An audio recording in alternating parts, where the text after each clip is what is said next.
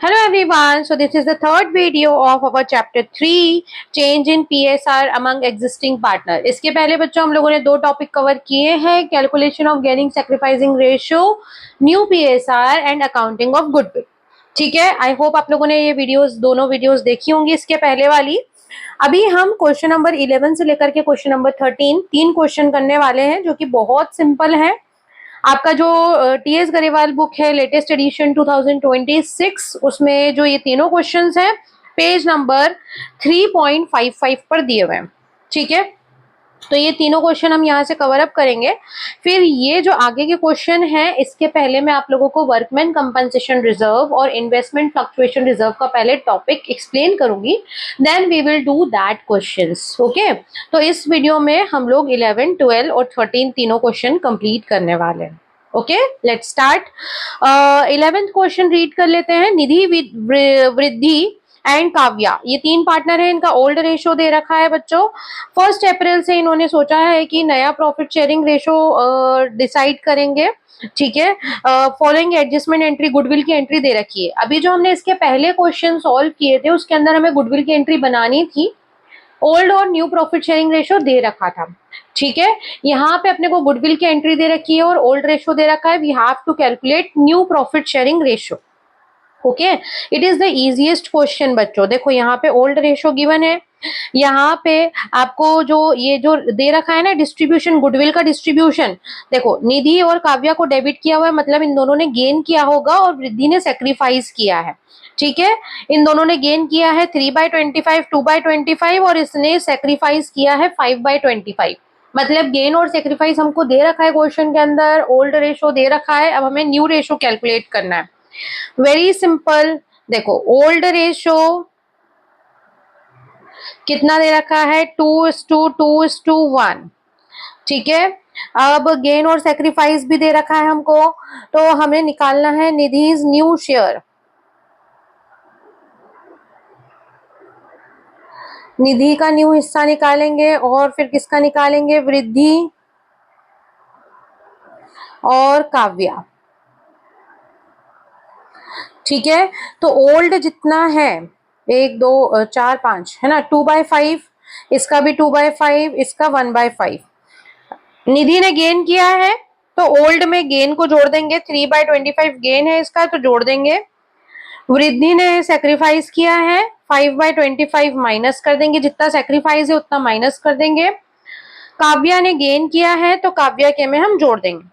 पुराने रेशो में अगर हम गेन को जोड़ देंगे तो नया रेशो बन जाएगा, पुराने रेशो में से अगर सेक्रीफाइस को माइनस कर देंगे तो वो भी नया रेशो बन जाएगा. तो जिसने गेन किया है उसके में हमने ऐड किया है और जिसने सेक्रीफाइस किया है उसके में से हमने माइनस किया है. डिनोमिनेटर आ जाएगा 25, 5 2 10 प्लस 3, 13/25. सिमिलरली इसका भी निकाल लेंगे हम, 5/25.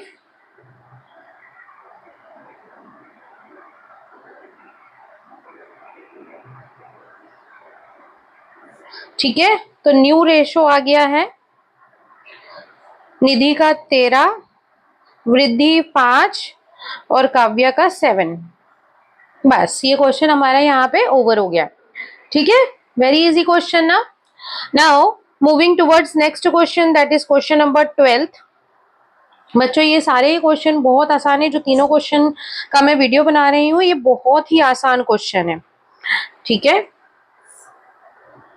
इसमें हमें जनरल एंट्री करनी है, इसलिए मैं जनरल एंट्री का फॉर्मेट बना रही हूँ.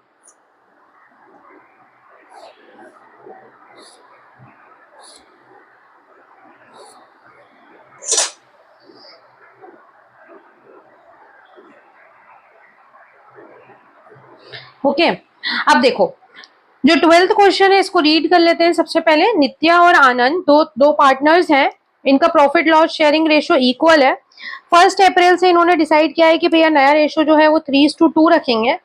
On the day of change, जिस दिन हमने रेशो चेंज किया है, जो फर्म का प्रॉफिट है उसका क्रेडिट बैलेंस, प्रॉफिट का क्रेडिट बैलेंस मतलब प्रॉफिट, P&L अकाउंट का क्रेडिट बैलेंस मतलब प्रॉफिट, डेबिट बैलेंस मतलब लॉस, है ना. All losses are debited, all gains and incomes are credited. पढ़ा था ना rule, golden rule of accountancy.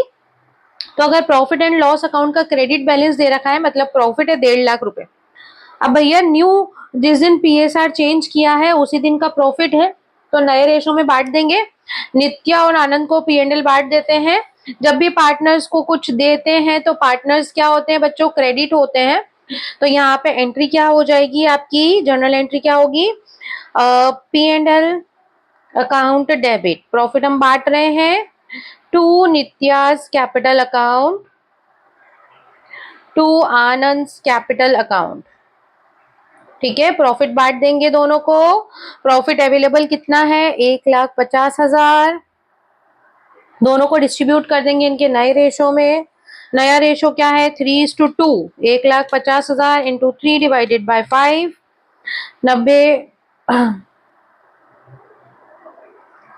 Nitya and Anand are partners in a firm sharing profit and loss equally with effect from 1st April 2026। Okay, तो जिस दिन का ये profit sharing ratio जिस दिन चेंज हो रहा है उसके पहले का प्रॉफिट है ये, तो पहले का प्रॉफिट पुराने रेशो में डिस्ट्रीब्यूट होगा। ठीक है, नए रेशो में कब डिस्ट्रीब्यूट होगा, अगले साल का प्रॉफिट, क्योंकि जिस दिन चेंज किया है उसके नेक्स्ट ईयर से वो एप्लीकेबल होगा। तो अभी जो है हम प्रॉफिट जो 1.5 लाख रुपए है इसको डिवाइडेड बाय 2 मतलब 75,000 डिस्ट्रीब्यूट कर देंगे। ओके, देखो कॉन्सेप्ट क्या है, जो प्रॉफिट है वो किस तारीख का दे रखा है, जिस दिन रेशो चेंज किया गया। अब जो रेशो चेंज किया है वो जो रेशो चेंज किया है उसको हम एप्लीकेबल कब से करेंगे, नेक्स्ट ईयर से करेंगे। तो इस साल जो प्रॉफिट हुआ है वो ओल्ड रेशो में डिस्ट्रीब्यूट होगा। ओल्ड रेशो इक्वल था इसलिए मैंने ओल्ड रेशो में डिस्ट्रीब्यूट कर दिया। ठीक है, now moving towards next question and last question of this video lecture, that is question number 13।